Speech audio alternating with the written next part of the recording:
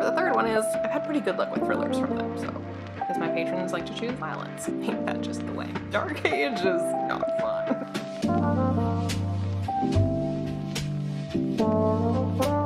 March TBR? How is it already March? No way. I'm actually pretty delighted with how relatively small my March TBR is, because January and February were a lot.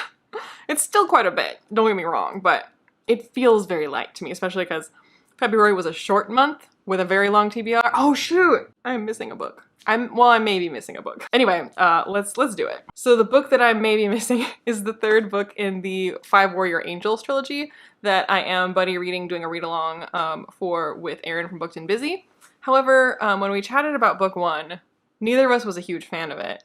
And we were like, well, if book 2 is not much better, then we probably won't read book 3. And right now, I have not yet read the second book, nor have I talked to Erin about it. I have heard bad things in my Discord from patrons of mine that are reading it or have read it or just finished it. So we'll see. So possibly, I don't even know what it's called. Wait, it was The Forgetting Moon, The Blackest Heart, and whatever the third one is. The third one will be here. So that one, I'm possibly reading in March unless we decided not to. And I don't know if that's the case right now, so. Anyway, books that I'm definitely reading are as follows. The Year of Gaiman continues with Smoke and Mirrors, which is his first collection of short stories. This was also the first collection of short stories from him that I did read.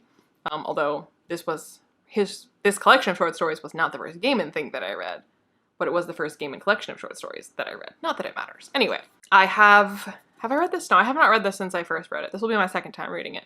I have read, I think, some of the stories again, because I think they've appeared elsewhere. Is that true? Or maybe I've just heard him, because I got to see him speak a couple times. I might have just heard him speak. Read them? One of them? Some of them? Oh, okay. Well, I do have the illustrated version of Snow Glass Apples, which was published separately. And I have heard him read Chivalry a couple times. I think both times I saw him speak, he read Chivalry aloud. That might be it. So yeah, most of these I haven't read in several years, so I'm quite looking forward to it, as I'm always looking forward to reading Gaiman. That's why I'm doing a whole freaking year of Gaiman. Next is a book that was quite an anticipated release for me, and then I haven't read it yet. Ain't that just the way? And that is The Hood by Lavi Tadar. So this is a sequel to By Force Alone, but only insofar as, like, this is part of the same project. So By Force Alone was a grimdark, slightly speculative retelling of the King Arthur story. So Lavi Tadar is giving this same kind of like grimdark, speculative origin of the myth treatment to several stories in English history. So like, he started with King Arthur, he's now doing Robin Hood. So it's not a sequel in the way that like it's a series where like it's the same characters. It's obviously very different characters separated by many, many years. He's like giving it the same treatment. It takes place in the same world.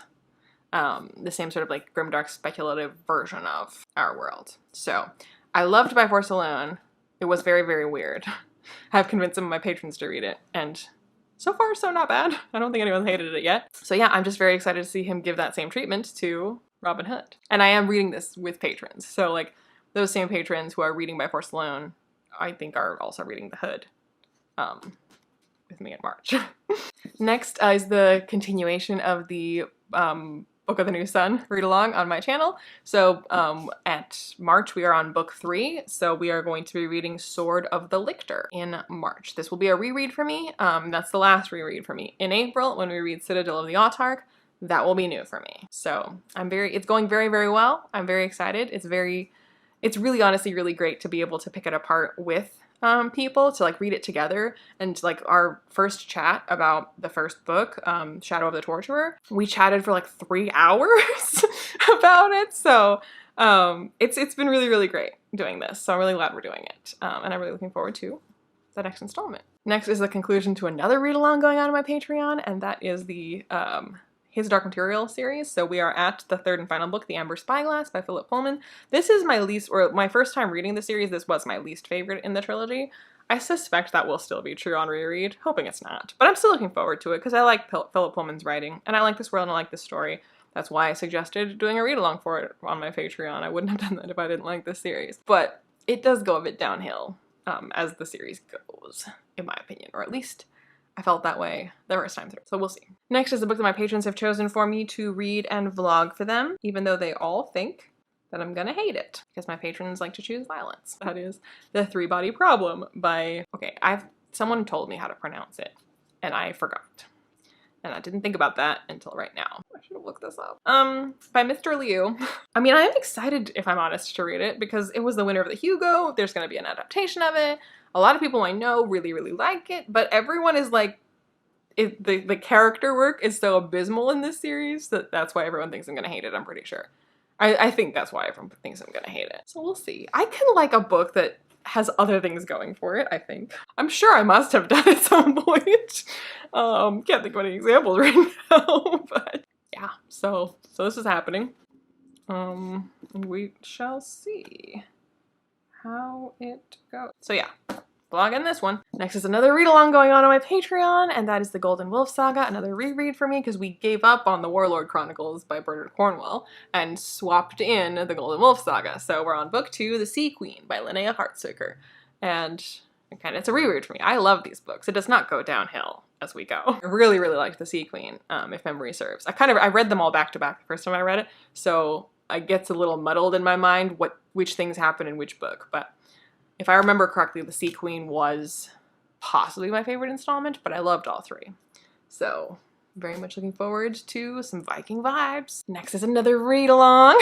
That is the Red Rising read-along, continuing with Golden Sun, which remains my favorite book in the original trilogy, and is probably my favorite book in the Red Rising saga to read. By which I mean, I don't think it's the best quality. Like, I think his writing, like his abilities as a writer have substantially grown, and I think the best quality thing he's written is Dark Age, followed by Iron Gold. His new books, like, he's grown so much as a writer. The quality is just miles and away better, but it's still the most fun to read Golden Sun. That'll be hard to beat, because the new books are really good, but they are not what I would call fun. Dark Age is not fun. Yeah, Golden Sun is just a good time. That's not to say that there aren't dark things that happen, but it's quite a ride, and I'm very excited to go on this ride again. And of course to chat about it with Angela and Alex. And last and probably least are my Book of the Month Club books. So my book of the month is, I've trying not to pick the speculative ones because I always hate those. I don't think I've ever liked a speculative book that I picked from Book of the Month. But when I have liked Book of the Month Club books, which has been rare because I always pick the speculative one, they've never been speculative. So I have disliked books from them that were not speculative, but I've never liked a book that was speculative. Anyway, I'm trying to increase my odds of liking Book of the Month Club books by not choosing speculative books. So I chose the thriller this month, and that was The Writing Retreat. And it sounds like I think it's an isolated closed circle mystery about writers, which that sounds great. I don't know how it'll go, but I'm betting it will be a page turner at the very least. So I'll have something of a good time even if it's not that great. But hopefully it'll be great. Hopefully. I've had pretty good luck with thrillers from them, so. And my other Book of the Month Club was an add-on because I loved The Lincoln Highway so much, which was my add-on in December or January or whatever. I got another book by the same author. I picked Rules of Civility. They have 3 of his books on Book of the Month Club. I think I probably should have chosen the other one. Two Gentlemen in Moscow? Is that what it's called?